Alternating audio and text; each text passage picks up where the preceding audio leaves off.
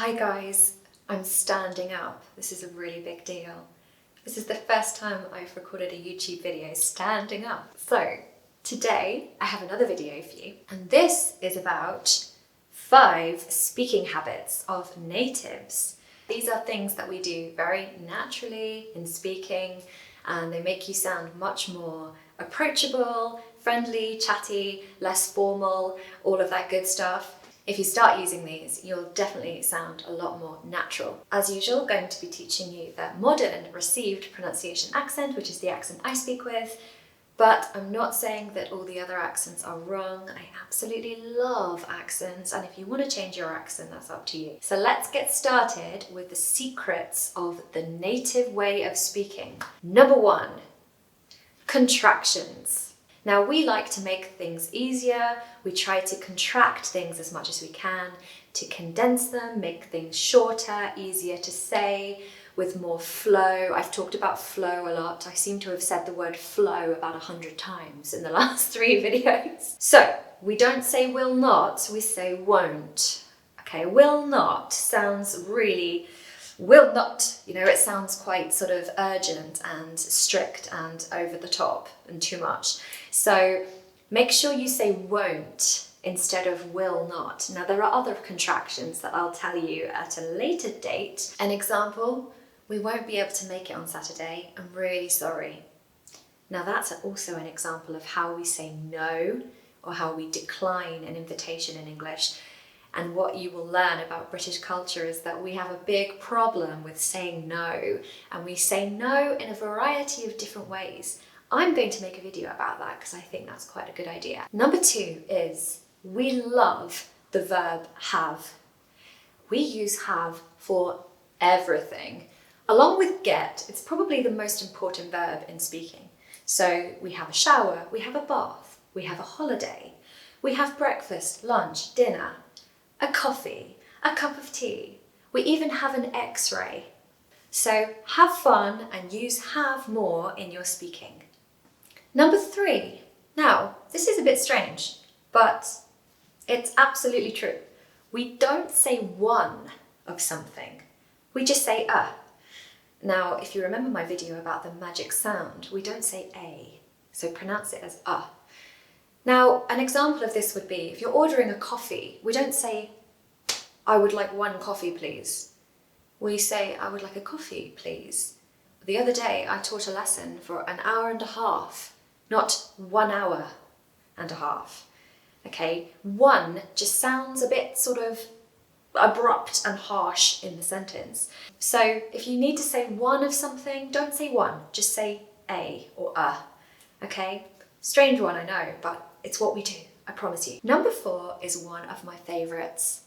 Now, this is a little tiny word. I don't know if you could even call it a word. It's actually called a suffix. It's 3 letters. Ish. Ish.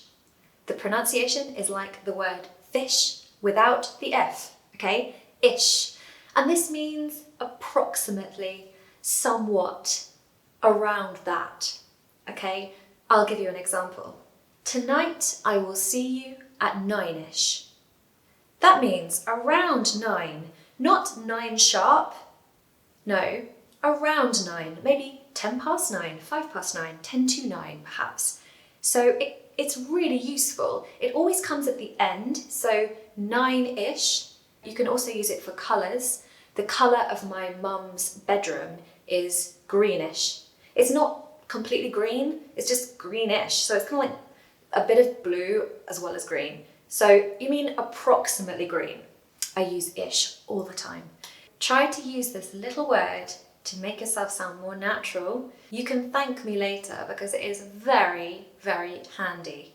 Number 5, the last one, is tag questions for when we talk about the weather. As you probably know, small talk is really important in British culture. In the small talk is something about the weather. The reason we like to talk about the weather is because it's always changing. It's never really the same for even an hour. In fact, some days you can have every season in one day.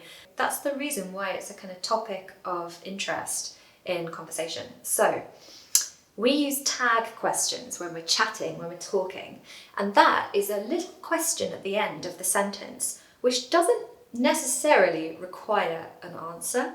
It's just quite friendly and it helps the sentence and the conversation to flow and sort of avoid any awkward silences, which we absolutely hate in British culture. And I will make another video about strange British things. So what we typically say when we're having small talk is, "It's a lovely day, isn't it? It's a lovely day, isn't it?" So that "isn't it" at the end is the tag question. For pronunciation, what you want to do is drop the T in the middle. So isn't it, isn't it, isn't it? That's how it's supposed to be said, isn't it? This just helps you sound really friendly and nice. We don't need an answer. We don't need the other person to say, yes, yes it is. But generally the person will be like, I know, isn't it lovely? Now, if it's bad weather, we generally say, gosh, it's miserable outside, isn't it? It's miserable outside, isn't it? So it's just a really warm and friendly way to talk about the weather in small talk. Try it. I'm going to make another video soon about tag questions in more detail, so more about the grammar of them, because you might be confused. But just for now, just practice the weather use of tag questions. So, lovely day today, isn't it?